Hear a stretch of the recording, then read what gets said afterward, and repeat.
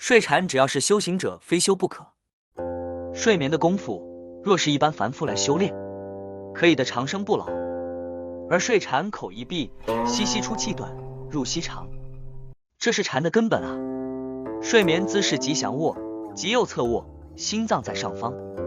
人生有1/3的时间在床上度过，修行人若不珍惜这1/3的时间，修之意等于白修。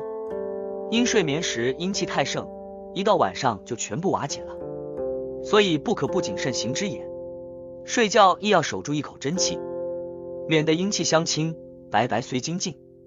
但夜晚被阴鬼偷去了，到最后一无所有成，那就惨了。灵修睡禅正修法是天地间至理，方法简单，久久自有功行。其修行如下：第一，睡禅姿态只有一式，那就是即降卧，即右侧卧。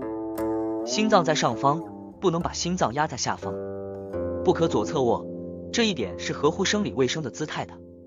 一手至脑后或脑前均可，一手则顺势向下自然安适，身要如弓如匣，这就是最标准的吉祥睡禅法。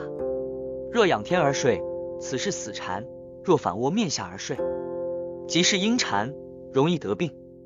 第二，大凡修行者不可贪睡，贪睡容易得愚昧之想。现代人讲睡眠充足，亦不可超过8小时。睡禅者保持警戒，不可沉睡太深，亦不可浅睡。沉睡太深则失戒心，戒心一失，诸魔入体，盗取宝物矣。若浅睡亦不好，太浅如同失眠，失眠则火旺，损眼且损脑，不是一下子便成功的。第三，守住一口真气。临睡之先，要朝礼诸佛菩萨，示意排除杂念，阴魔不来侵犯。上床双眼合起，舌头一抵上颚，使天门与地户相通。心中恭敬默念阿弥陀佛，记得口勿张开，口若张开，对气管有损，且走漏真气。默念佛号，咽下口水，心神置于自然之空中可也。保持呼吸，以吸入之息长，呼出之息短，头微下缩，若冥壑之休气也。此种调息和念佛功夫，不要太拘形式，久久自然行之，自可守住真气不散也。否则睡时毫无行功，到了半夜，晚上2点钟过后，阳气全退藏，阴气太盛，平时欲望全部出现，自然真气守不住了。第四，以守5戒10善，对欲望尽量消除，只要行住坐卧能安适即可，不可过分追求个人之享受，不迷色欲，要做到色即是空。平时修清净观，念佛的一心不乱，夜晚自然无起梦。大凡修行者不可有梦，梦乃欲心妄心神的反射，意识的变化，无止无休的奔驰。所以睡时只有求真水下降，抱元守一念佛守神，如此一睡即醒，旁夫无睡，但精神则完全恢复。第五，睡禅一关，最重守气，守得住就是佛，守不住就是邪。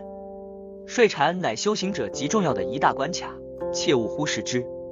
一般知道书和佛书全教人精进用功，殊不知一到夜晚，却因阴气太盛，白日所修功行，到了夜晚付之流水，到最后还是一个不折不扣的凡夫，这是多么可怜啊！所以睡禅只要是修行者，非修不可。睡眠时若变幻炽盛，注意尽量减轻自己的欲望，饮食以素食为主，不贪食，不贪财，不贪色。贪之一字若真正铲除，自然也就无梦。睡眠的功夫，若是一般凡夫来修炼，可以的长生不老。启灵者练之，正是闭地户、开天门之玄机也。人生1/3的时间白白赖在床上，岂不是太荒废了？人人习睡禅，长生又健康，这种半小时功夫，何乐而不为呢？启灵者若练睡禅，可以用大温养的方法，握住臂膝，身子可供养护摆。方法一样，灵住自然，效力更大。就杂譬喻经有段文字：昔有敖，遭遇酷旱，胡则浅渴，不能自到有食之池。时有大鹤往及其边，敖从哀求，起相救度。鹤啄之，欲飞。过都邑，敖问曰：是何处？何故不止？鹤便欲应这，口开敖堕地，为人图食，夫人语晚，口舌不紧，亦如是这段文字，可用来比喻一些修行的人不可开口的时候。万万不可开口，因为开了口，气必散失了。而睡禅口一闭，息息出气短，入息长，这是禅的根本啊。口舌要谨慎，口闭舌底上颚，这里面就是大天机。这一根本的方法直指出来，可谓是大秘密的分开。人生100年，就算看尽了所有的书，何处可觅此正修的睡禅法门？